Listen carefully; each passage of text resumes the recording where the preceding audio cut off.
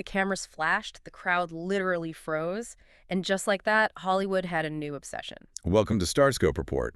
Join Jordan and Jamie as they uncover Hollywood drama, music industry shakeups, and viral influencer scandals. From red carpet surprises to social media controversies, we dive deep into the stories behind the fame. And for today's deep dive, we are unpacking a headline that has been completely taking over YouTube. Right, the one that says, Lionel Richie's health update has fans feeling relieved. Exactly.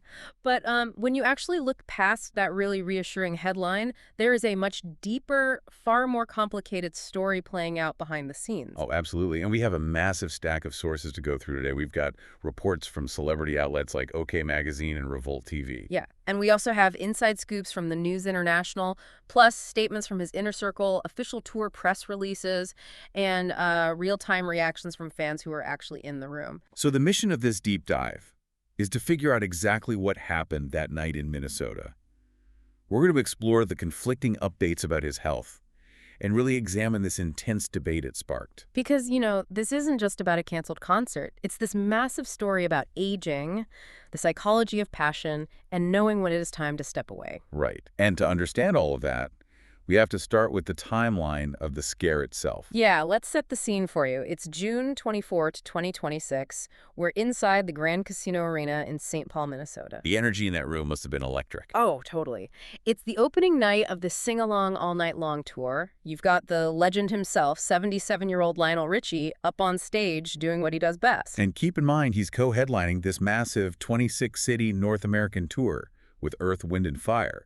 So the stakes are incredibly high. The stakes are huge. So he's performing Dancing on the Ceiling, which is like this upbeat, high-energy anthem. Literally a song about unstoppable physical energy. Right. But right in the middle of it, he experiences this sudden, severe dizzy spell. The music is still going, but he suddenly has to sit down. That is exactly the moment the illusion of invincibility shatters for an audience. Yeah, but what's crazy is how he handled it. He didn't panic. He actually used humor to diffuse the tension right there in the room. Oh, he's a total pro. What did he say? He looks out at the crowd and goes, "What I have learned about my years of being in the business, when you're feeling dizzy, sit your down." Wow. I mean, that is just a masterclass in stagecraft. Isn't it? He even joked that it was the first time in history he'd ever performed that song sitting down. He actually told the crowd, "That's a bad sign, y'all." He's acknowledging the reality of the situation without letting the audience completely freak out. He takes control of the narrative before panic can even set in. Exactly, and then he pivots. He literally moves over to the piano and manages to finish the song 3 times a lady while seated. Which is incredible. We are seeing sheer muscle memory overriding physical distress there. His body is sending him these severe alarm signals. But a performer's brain, especially one honed over 50 years, is hardwired to believe the show must go on. It's like, it reminds me of a veteran pilot hitting unexpected severe turbulence, Oh, that's a great analogy. Right. Like, the professional instinct is just to maintain absolute control. You get on the intercom, you keep your voice steady, maybe crack a little joke to keep the passengers calm. Yeah, but behind that cockpit door, you're looking at the instruments, realizing you have to ground the plane immediately. Yes. And the second that ballad ends, the plane lands. He calls an unexpected intermission and leaves the stage. And the audience is just left waiting. They waited for about 15 minutes. His band members just stayed on stage under the lights. You can imagine the murmurs, the cell phones coming out. The confusion must have been overwhelming. Oh, for sure. Finally, his saxophonist, Dino Soldo, steps up to the mic and announces that Richie is simply too unwell to continue. And that's when things escalated rapidly. Yeah. Paramedics met him backstage, and he was taken by ambulance to a local hospital where he stayed overnight as a precaution. See, that overnight stay is the pivot point. It transitions the event from an onstage hiccup into a full-blown medical mystery. Because once those ambulance doors close, the reliable information just stops. But wait until you hear how the official story completely contradicted what his own band was saying. Oh, the PR spin on this was wild. It really was. But hey, if you are loving these behind-the-scenes Hollywood twists, make sure you are subscribed so you never miss a deep dive. We've got even crazier stories ahead. Definitely hit subscribe. So let's get into the fallout. Fans were left completely in the dark. Yeah, and the narrative started getting really messy. So the drummer for Earth, Wind and Fire, John Paris, he does this interview with the Minnesota Star Tribune. Right. And he suggests that Richie had shown absolutely no prior signs of illness. He casually floats the idea that maybe he was just, quote, a little dehydrated. Ah, yes. Dehydration and exhaustion. The classic PR shields in the entertainment industry. Right. It's so common. They are these benign, relatable conditions that just require water and a nap. It's designed to dial down public panic and protect the brand. But I have to push back on that dehydration claim, because if you look at the logistics, that explanation completely falls apart. Oh, absolutely. I mean, if it's just needing fluids, why the ambulance, why the overnight hospital stay, and why did the doctor step in to cancel major arena shows? Exactly. Live Nation and the United Center released statements confirming that the next two shows in Chicago and Columbus were postponed indefinitely. So there's this massive disconnect between the band saying, oh, he just needs some water, and the undeniable caution coming from the tour organizers. What you're seeing there is the collision between the PR machinery of a massive tour and the stark reality of medical liability. Explain that a bit more. Well, a tour of this magnitude involves hundreds of crew members and incredibly expensive insurance policies. The PR instinct of the musicians on the ground is to project optimism. Right, keep everyone happy. Yeah, but the underwriters backing the tour, they do not operate on optimism. They operate on risk assessment. An ambulance ride for a 77-year-old superstar triggers mandatory protocols. So the doctors mandate strict rest, and Live Nation literally has to pull the plug on Chicago and Columbus. Because the insurance company simply won't cover the liability of him going back on stage before he is completely cleared medically, no matter how much he wants to perform. And he really, really wanted to perform. According to Revolt TV and the News International, his team noted he was, quote, heartbroken to disappoint his fans. Which tells you so much about his mindset. Yeah, insiders say he was actually way more upset about letting his audience down than he was about his own physical health. He's reportedly viewing the hospitalization as just a temporary setback. He isn't focused on his own mortality at all. His anxiety is entirely focused on those empty seats in Chicago. To a performer of that caliber, letting down the ticket buyer is terrifying. It really is. And later in the deep dive, we'll talk about the shocking twist regarding what is actually happening behind closed doors with his family over this exact mindset. The family dynamic here is fascinating. It is. But first, we have to look at the vacuum this sudden cancellation created.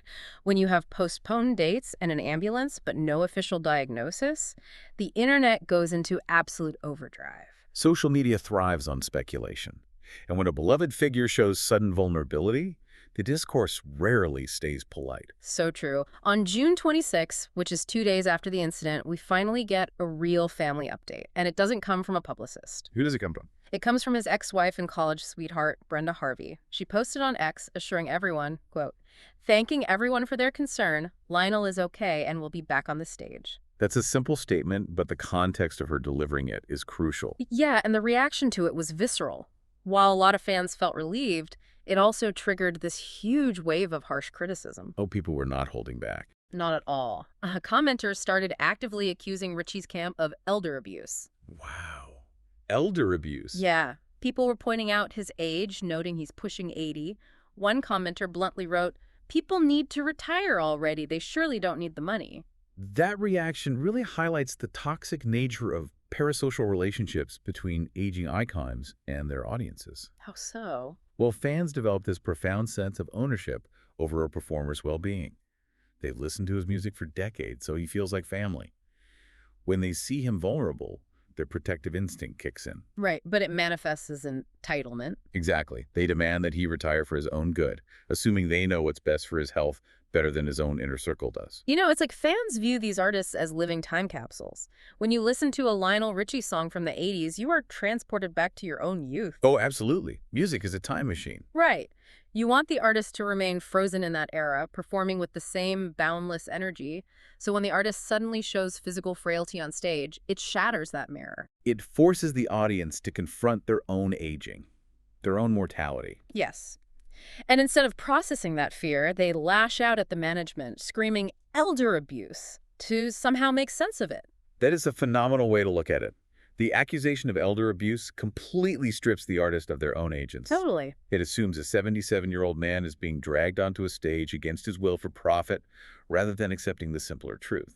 He just wants to be up there. Well, Brenda Harvey was not having any of it. She fiercely defended him, replying directly to a critic with, "It is not up to you when people should retire. Keep your own house in order." Good for her.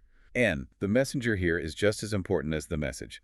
Lionel and Brenda divorced in 1993, which was a highly publicized, really complicated split. Yeah, it was everywhere back then. Yet over 30 years later, she is the one stepping into the public square to defend his autonomy. They remain a deeply united front. I mean, we saw them together in April 2024 on the red carpet for their daughter Nicole Richie's movie premiere. Right, for Don't Tell Mom the Babysitter's Dead. Yeah. They were taking family photos with his current longtime love, Lisa Parigi. It's a very modern, tight-knit, blended family. So when Brenda speaks, she is speaking with the full weight of that inner circle. She is drawing a firm boundary against the public's demands. Basically telling the fans, you love his music, but you do not run his life. Exactly. But, that public united front is often designed to project strength. It rarely reflects the nuanced reality of the conversations happening in private. And that brings us to the shocking twist. According to insiders speaking to the News International, there are two completely different conversations happening in Richie's life right now. Right, behind closed doors. Yeah. Brenda's fierce public defense actually masks a deeply anxious, very private debate. While absolutely no one is forcing him to quit, his loved ones are terrified of his relentless work ethic. Because they are watching the physical toll in real time. A 26-city arena tour requires a grueling level of physical exertion. It would exhaust a 25-year-old. Exactly. For someone in their late 70s, the recovery time between shows is immense. The family looks at the dizzy spells, the ambulance rides, and they see a body that is inevitably breaking down.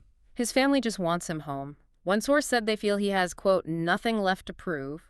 They'd much rather have him healthy at the dinner table than proving he can still fill a stadium. Which is completely understandable from a place of love.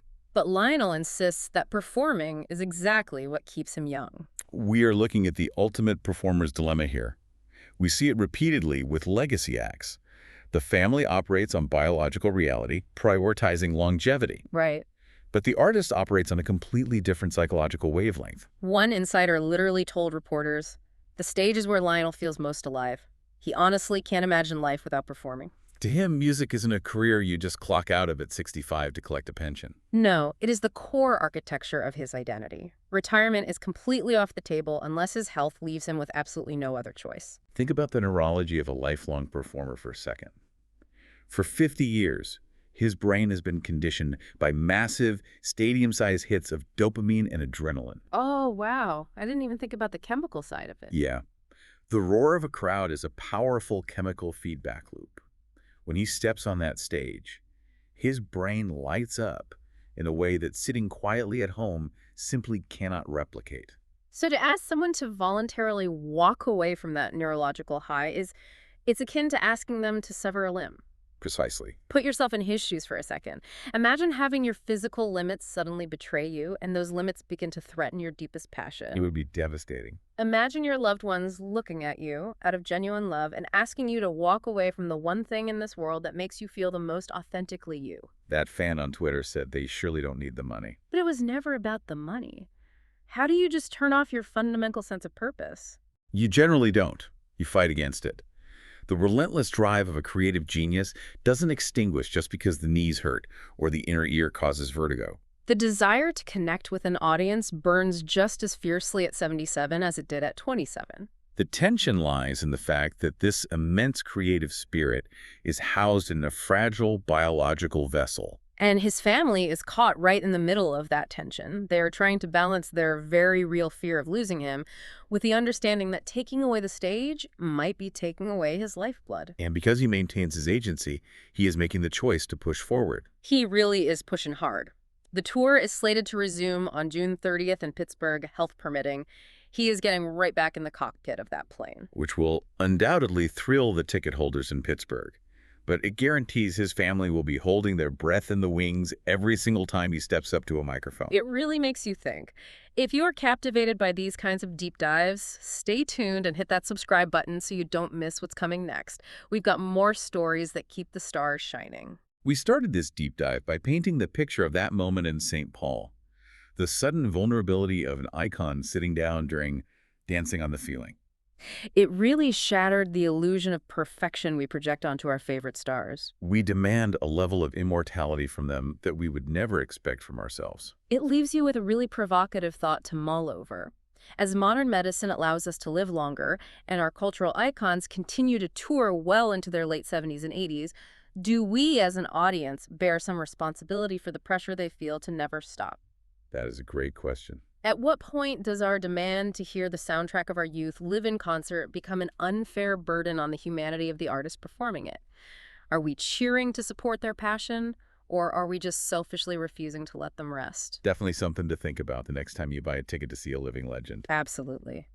You've been listening to Starscope Report, where Jordan and Jamie uncover the stories shaping Hollywood, music, and pop culture. Thanks for tuning in, and don't forget to subscribe for more stories that keep the stars shining.